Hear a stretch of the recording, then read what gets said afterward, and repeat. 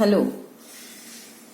Second order की linear differential equation को हम पावर सीरीज मेथड से सॉल्व कर रहे हैं, जिसमें हमने लास्ट लेक्चर्स के अंदर 2-3 सॉल्यूशन निकाले थे कि रूट्स अगर अनइक्वल हैं और इक्वल हैं तो कैसे सॉल्यूशन निकालेंगे।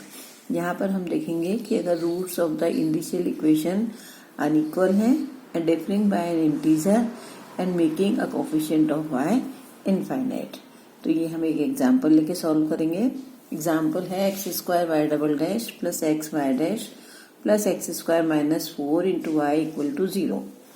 जैसे कि हम पावर सीरीज मेथड के अंदर y is equal to summation from n equal to 0 to infinity लेके 0 to n from 0 to infinity लेते हैं और an x is to k plus n लेते हैं। और यहाँ पर a0 0 नहीं है।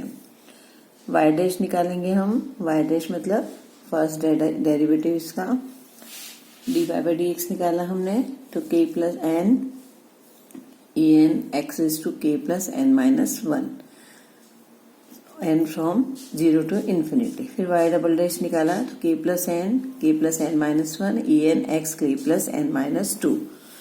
ये y डैश और y डबल डैश की वैल्यूज हमने यहाँ पर जो हमारी गिवन इक्वेशन है उसमें रखी। तो ये आ गया हमारे पास x square summation n from 0 to infinity y double dash, तो y डबल डैश हो गया हमारा k plus n minus 1 an x k plus n minus 2।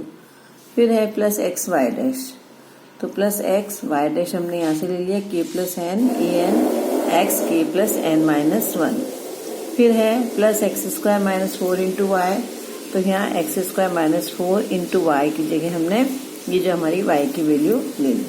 n हमारा 0 टू इन्फिनिटी है और a0 हमारा 0 नहीं है। अब हमने इसको सिंप्लीफाई किया, इक्वल पावर्स के कोफिशिएंट्स कलेक्ट किए, तो हम यहाँ देखेंगे कि यहाँ पर है x raise to k plus n minus 2 और यहाँ है एक्स स्क्वायर। इसका मतलब यहाँ से हमें मिलेगा x raise to k plus n के कोफिशिएंट्स। तो ये हमारे x raise to k plus n के कोफिशिएंट है, मतलब an k plus n minus 1 an k plus n minus 1। फिर यहाँ है x raise to k plus n minus 1 into x, तो यहाँ पर भी हमें x raise to k plus n का कोफिशिएंट मिलेगा जो कि है हमारा an k प्लस n। फिर हमने यहाँ देखा यहाँ से एक्स स्क्वायर इंटू है तो ये k प्लस n प्लस 2 का है और ये माइनस 4 an और ये x raise to k plus n। तो ये हमने सारे के सारे कोफिशिएंट कलेक्ट कर लिए x raise to k plus n के। उसके बाद हमारा एक टर्म रह गई ये हमारी कि एक्स स्क्वायर और an x k plus n, तो summation an x raise to k plus n plus 2 equal to 0। अब क्या करेंगे, ये हमारी कोफिशिएंट्स कलेक्ट हो गए इक्वल पावर्स के।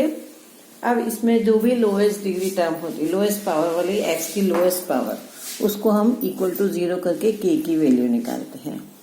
तो यहाँ पर हमारा लोएस्ट पावर जो है वो कैसे निकलेगा, हमारा n को 0 रख के।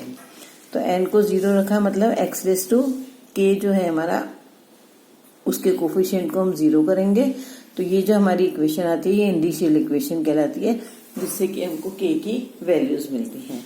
तो यहाँ से k is equal to 2 and k is equal to minus 2 आ गया और a0 हमारा कभी भी 0 नहीं है। अब हम क्या करेंगे, नेक्स्ट जो हमारी टर्म आएगी x k, तो हमारी लोएस्ट थी, अब x k प्लस 1, तो इसमें हमने n को 1 रखा।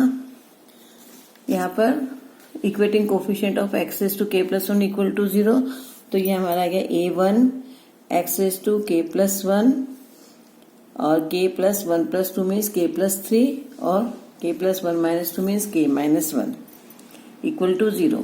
तो यहाँ से आ गया a1 इज इक्वल टू 0।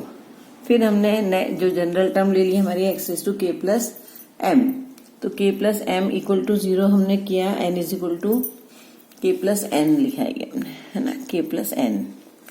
तो यहाँ आ गया k प्लस n की power an k plus n plus 2 k plus n minus 2। यहाँ पर कैसे आएगा हमारा n is equal to n minus 2 रखा हमने यहाँ पर, तो हमारा k प्लस n आ गया, तो ये an माइनस 2 आ गया। तो an is equal to minus 1 upon k plus n plus 2 और k plus n minus 2 an-2। तो ये हमारी जनरल टर्म आ गई है। यहाँ हमने n is equal to 3, 5, 7 and so on रखा। तो हमने देखा n इज इक्वल टू 3 रखेंगे तो यहाँ इन टर्म्स ऑफ a1 आएगा, a इज इक्वल टू 5 रखेंगे तो इन टर्म्स ऑफ 3 आएगा। और हमने देखा कि यहाँ a1 0 है, इसका मतलब सारे ऑड पावर्स वाले कोफिशिएंट 0 हो गए हमारे। फिर हमने इसको 2, 4, 6 रखा। तो अगर हमने यहाँ 2 रखा तो यहाँ आ गया 2 माइनस 2 0 a0, और यहाँ k प्लस 4 और इंटू k। तो ये हमने निकाला यहाँ पर a2 is equal to minus 1/k into k plus 4 और a0। फिर हम 4 रखेंगे यहाँ पर तो यहाँ जाएगा माइनस 1/k प्लस 6 हो जाएगा और k प्लस 2 हो जाएगा और a2 हो जाएगा। तो a2 की वैल्यू ये वाली हमने ली, तो ये हमारा a4 की वैल्यू यहाँ आ गई। 1 प्लस 1 माइनस आएगा क्योंकि यहाँ पर माइनस है, तो एक बार हमारी प्लस वैल्यू आ जाएगी और एक बार हमारी माइनस वैल्यू आ जाएगी। और सारे odd coefficient a3, a5, a7, a1 ये सब हमारे 0 हैं। तो यहाँ हमने y इज इक्वल टू सारी ये वैल्यूज रख दी एस की इसके अंदर, ये जो हमने y माना था। तो ये हमारा गया y is equal to a0 x raise to k into 1 minus x square upon k into k plus 4 plus x4 upon k into k plus 2 k plus 4 k plus 6 and so on. ये हमारा जो यहाँ हमने माना था इस equation का solution, उसकी हमारी ये वैल्यूज आ गई। अब हम क्या करेंगे, हमने k की 2 वैल्यूज निकाली थी। k की हमारी वैल्यू आई थी k की वैल्यू हमारी कहाँ थी, ये k की वैल्यू हमने यहाँ निकाली थी 2 और -2। तो एक k की वैल्यू 2 रखी हमने इस वाली इक्वेशन के अंदर, तो हमारे पास ये आ गया।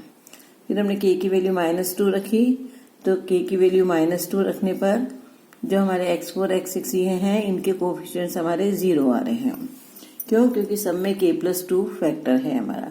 तो k प्लस 2 फैक्टर है और -2 प्लस 2 0 हो जाएगा 1/0, तो उसको इनफाइनाइट बना रहा है।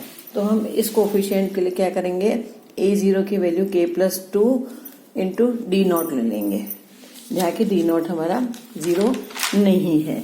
तो ये वैल्यू लेने पर a0 की सारे जो k प्लस 2 वाले फैक्टर है वो हमारे हट जाएंगे डिनोमिनेटर से, तो हमारी फाइनाइट वैल्यू आ जाएगी। तो ये हमने निकाल लिया। अब हमने यहाँ k इज इक्वल टू -2 रखा, तो हमारा सॉल्यूशन ये आ गया। ये सॉल्यूशन जो है वो हमारा पहले वाला सॉल्यूशन था, उसी का मल्टीप्लायर है, means v is equal to -1/16u। जब k इज इक्वल टू 2 वाला जो सॉल्यूशन था और k इज इक्वल टू -2 वाला है वो डिपेंडेंट सॉल्यूशन है। तो both solution are dependent, so let us found another independent solution which we can find by partially differentiate y with respect to k and putting k is equal to -2। तो ये हमने delta y upon delta k निकाला है। इसमें delta y upon delta k मतलब इस y वाली equation को पार्शियली डिफरेंशिएट किया, उसके बाद उसमें जहाँ जहाँ k है वहाँ हमने -2 रख दिया, तो हमारे पास ये सॉल्यूशन आ जाएगा जो कि हमारा रिक्वायर्ड सॉल्यूशन है। Thank you.